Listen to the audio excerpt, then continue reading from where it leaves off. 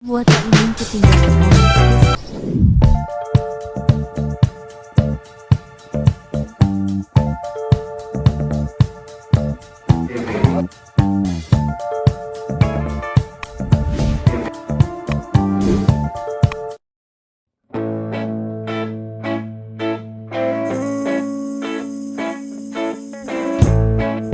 Penyanyi Vidi Aldiano berhasil membius ribuan penggemarnya dalam acara Weekend Project Tanda Pagar 2, Sound of Love, yang digelar oleh Trans 7 di Senayan Park, Jakarta, pada Minggu, tanggal 23 Februari tahun 2025.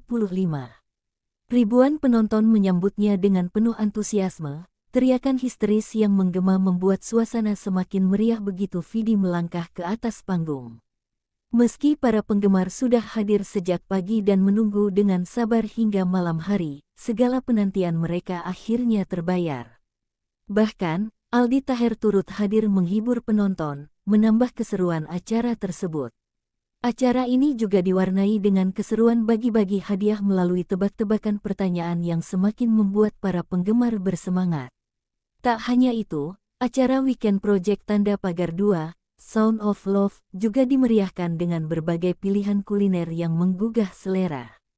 Semakin malam, semakin terasa keseruannya.